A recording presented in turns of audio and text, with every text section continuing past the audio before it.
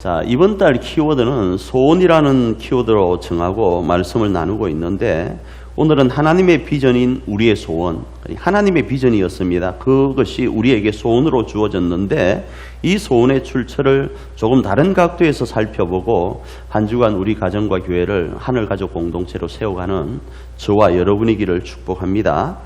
자, 먼저 오늘 본문을 잠시 설명을 하면요, 로마서 4장에서 칭의에 대하여 믿음과 율법의 관계를 설명하고 있었어요.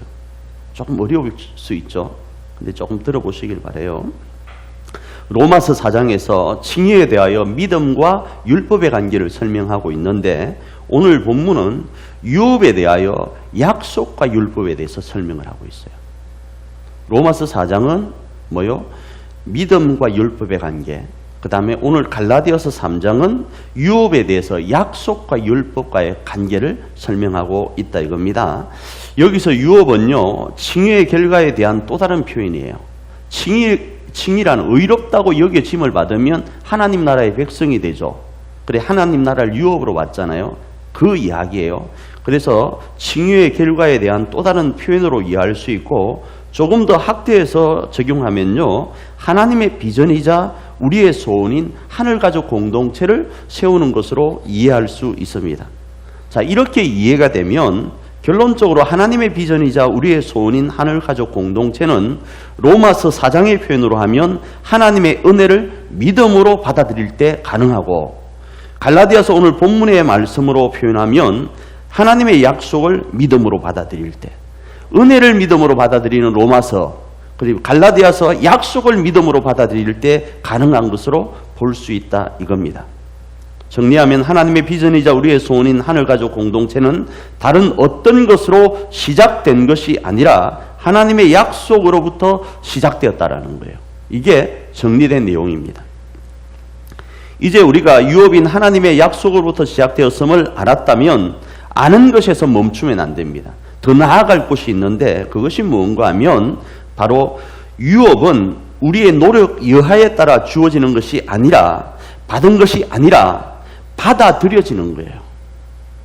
다시요. 유업은 우리의 노력 여하에 따라 주어지거나 받는 것이 아니라 받아들여지는 거예요. 하나님으로 통해서. 이것을 우리는 받아들여야 됩니다. 그 근거는 아브라함으로 거슬러 올라갑니다. 지난번에 살펴본 바와 같이 하나님께서 자신의 비전을 아브라함을 통하여 약속하실 때 아브라함의 모습을 제가 여러분에게 설명을 했죠. 아브라함은 무자한 아브라함이었습니다. 오후 예배 때 제가 이런 말씀을 드리죠. 지난주 혹시 오후 예배 걸 보셨나요?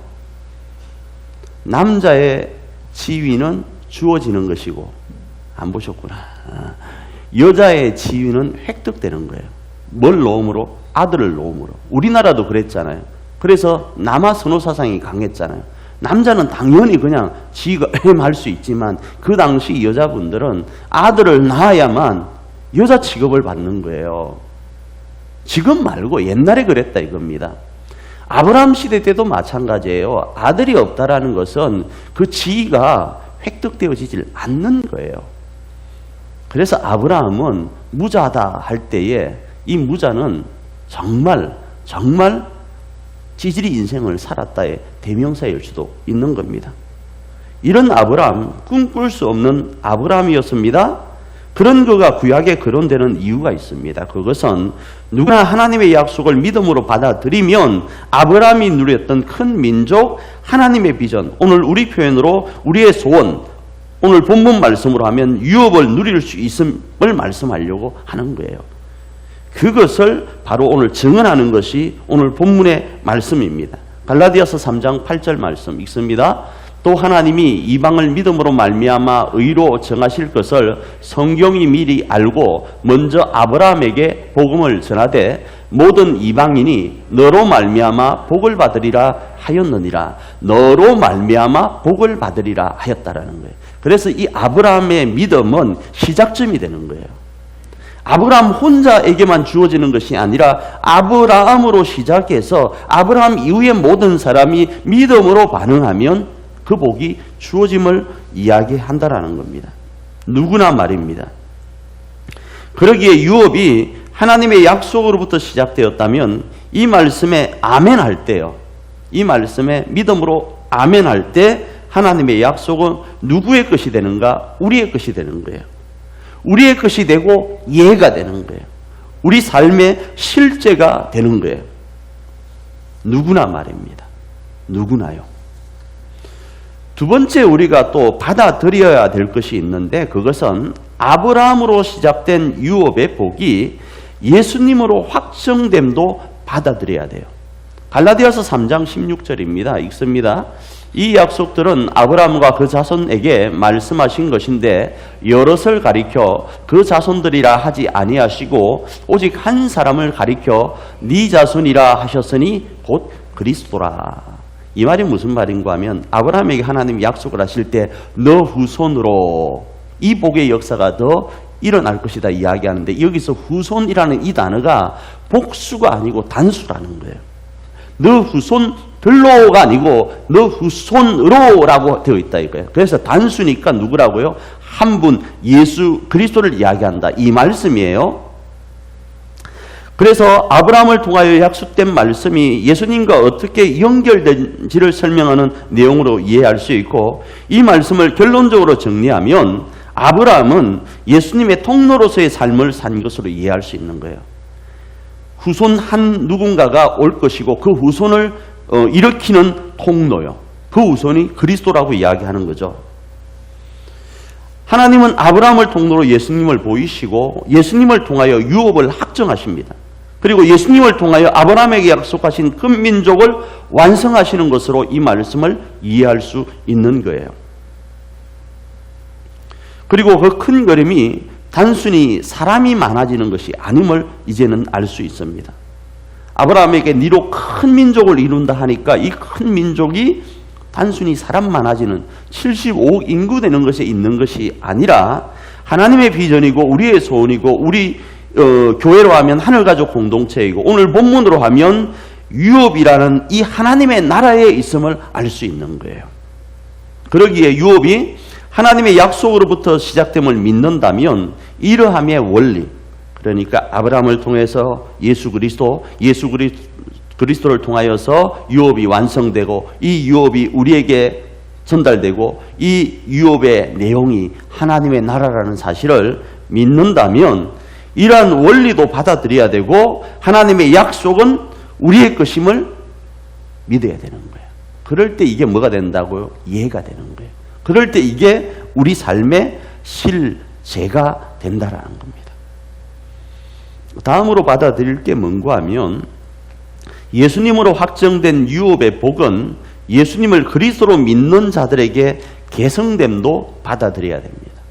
자, 첫 번째는 이 유업이 우리에게 주어질 때 우리의 어떤 노력이나 우리의 어떤 잘남에 의해서 주어진 것이 아님을 받아들여야 되고, 두 번째로는 아브라함을 통하여 이야기되어진 것이 예수 그리스도로 확정됨을 받아들여야 되고, 세 번째로는 이 예수 그리스도를 믿는 자들에게 계승됨도 받아들여야 되는 이 세 가지예요. 갈라디아서 3장 9절입니다. 읽습니다. 그러므로 믿음으로 말미암은 자는 믿음이 있는 아브라함과 함께 복을 받느니라. 그 이유는 오늘 본문이 그 원리를 설명하기를 누구나 예수님을 유업을 확정하신 그리스도로 믿을 때 그러함을 선언하고 있습니다. 지금 이 말씀과 함께 7절 말씀 한번 봅니다. 갈라디아서 3장 7절 읽습니다. 그런즉 믿음으로 말미암은 자는 아브라함의 자손인 줄 알지어다. 이렇게 설명하는 거예요. 이 말씀은 예수님을 그리스도로 믿는 사람은 영적 아브라함의 자손이라는 거예요. 아브라함에 허락된 약속이 왜 우리에게도 연결되는가? 그건 예수 그리스도를 믿으면 영적 아브라함의 자손이 되어서 그 아브라함의 자손들도 아브라함이 누렸던 복을 누린다라는 원리 때문에 그러한 거예요. 이제 이러하면 여러분, 아브라함의 복이 뭐죠? 창세기 12장에 나와 있는 복인 거예요. 그 약속요. 오늘을 사는 그리스도인인 우리 석천의 가족 한 사람 한 사람에게 이 창세기 12장의 말씀이 그대로 적용되는 거예요. 다시 정리합니다. 무자한 아브라함, 꿈꿀 수 없던 아브라함을 하나님의 비전을 이루는 통로로 삼으신 것처럼 사람의 잘남과 못남이나 노력이 아니라 오로지 예수를 그리스도로 믿는 누구나요. 그 누구나가 하나님의 비전을 이루는 통로가 됨을 성경은 선언하고 있다는 거예요. 누구나요. 나는 저만 그런 줄 알았어요.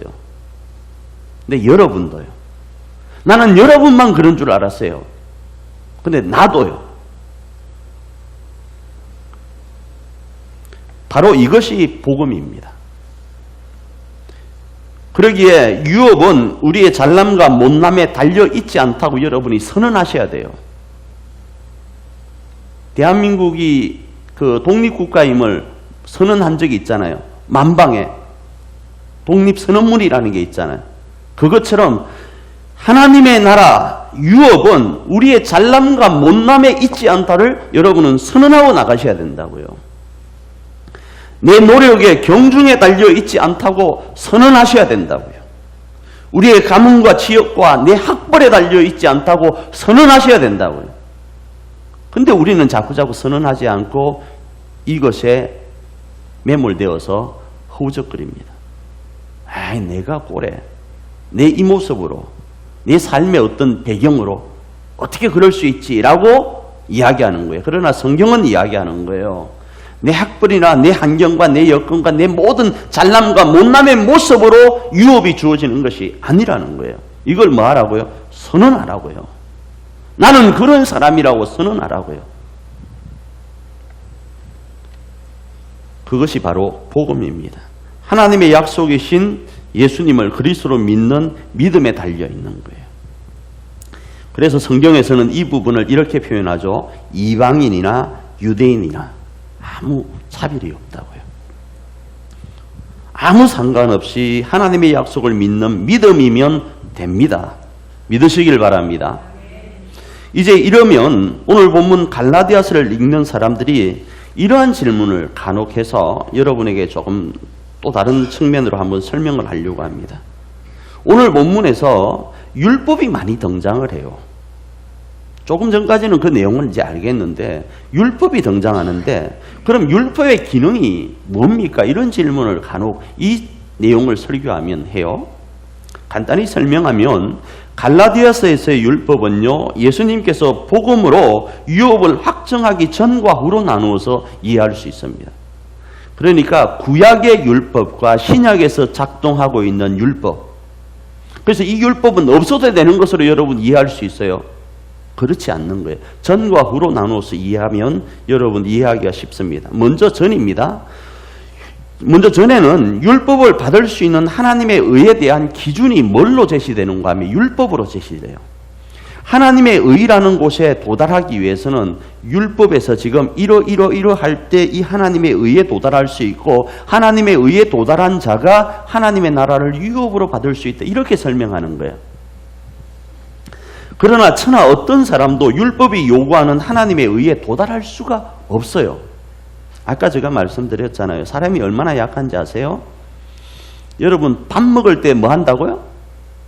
말없이. 에? 밥 먹을 때는 말없이. 이거 지킬 수 있을 것 같아요? 제가 어제 실험을 했습니다. 청소를 어제 하고 우리 장로님하고 우리 한 목사님하고 그 다음에 몇 분이 앉아서 이제 떨어져서 식사를 하는데 제가 그렇게 이야기를 했죠. 밥 먹을 때는 말없이, 말하는 사람이 커피 쏩니다. 이렇게 이야기를 했어요. 누가 먼저 말을 했게요? 그 비밀입니다. 저는 말하지 않았습니다. 누가 말했는지는 모릅니다. 단 커피는 장로님이 하셨어요. 그거 쉽지 않은 거예요. 장로님만 말씀하셨겠어요? 저도 그러니까 말했어요. 엄마 장로님 말했다. 그렇게 말하는 거예요.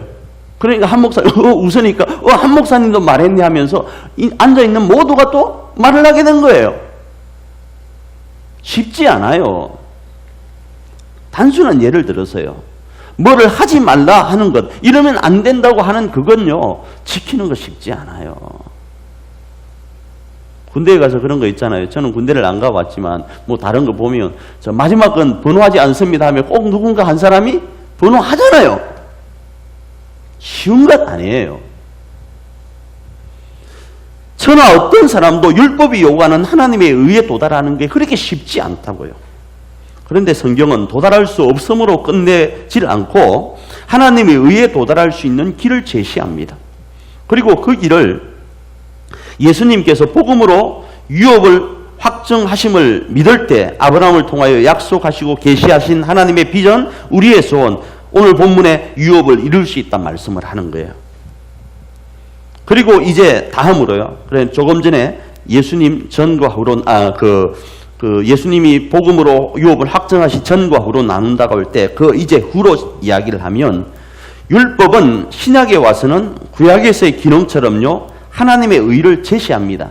이렇게 할 때 하나님의 의에 도달할 수 있어. 이렇게 제시합니다. 그 중에 하나가 예를 들면 여러분 신명기 19장 21절에 이것도 또 조화에 나오는 내용이에요. 동해보복이라고 제가 설명을 한번 한 적이 있죠. 수요일 날도 이 부분에 대해서 또 언급을 한 적이 있습니다.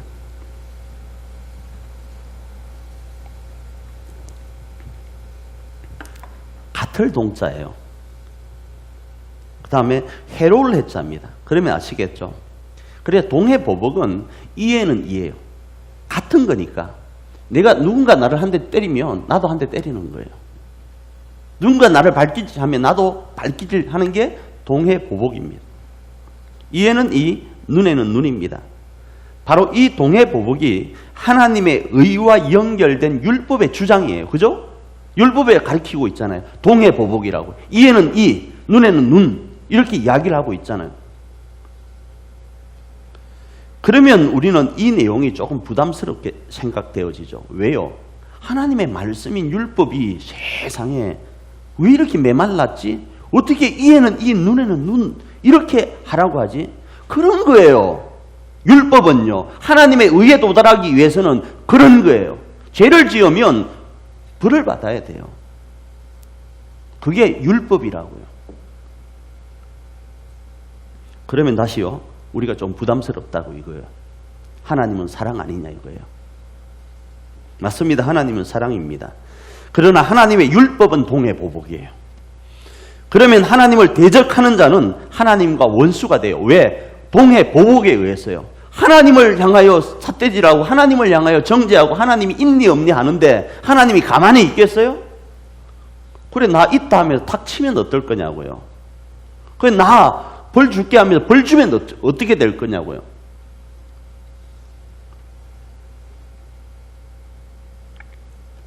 그래서 하나님을 대적하는 자와는 원수가 되는 게 동해보복이고 이것이 법입니다. 이것이 구약에서 율법의 기능이에요. 그런데 하나님은 이러한 율법을 뭘로 완성하셨죠? 사랑으로 완성하는 거예요.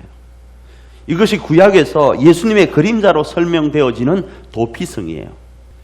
이 도피성은 예수님의 그림자로 설명되어지는 거예요. 살인을 했으면 죽는 거예요. 그런데 도피성 하나를 만들어서 그 도피성으로 도망하면 뭐 한다고요? 살 수 있는 길을 제시하는 거예요. 부지중에 라는 단서가 붙어 있지만요. 이 부지중이란 이 말은 회개로 생각하셔도 됩니다. 잘못을 깨닫고 그곳으로 가는 거예요. 그리고 그것이 신약에서는 실체로서 예수 그리스도라는 것이 선언된 거예요. 분명히 하나님의 공의의 법으로 율법이라는 그것으로는 죽어요. 그게 가이드라인이에요. 그 나쁜 짓 하면 안 되는 거예요. 그게 율법이에요. 그런데 하나님은 그 율법을 완성을 뭘로 하셨다고요? 사랑으로요. 공의의 법으로는 죽을 수밖에 없지만 하나님은 공의로만 하지 않으시고 이처럼의 사랑, 하나님이 세상을 이처럼 사랑하신 그 사랑으로 우리를 선택하시고 살리신 거예요. 율법의 기능은 그거예요. 그래서 그 결과 2020년 오늘에 있어서 율법은 하나님의 사랑이 얼마나 깊고 넓고 높은지를 알 수 있는 잣대가 되는 거예요. 왜요? 우리가 하나님 안에서 동해보복으로 죽을 수밖에 없었는데 하나님의 사랑으로 이 자리에 있게 된 것을 알게 되니까요.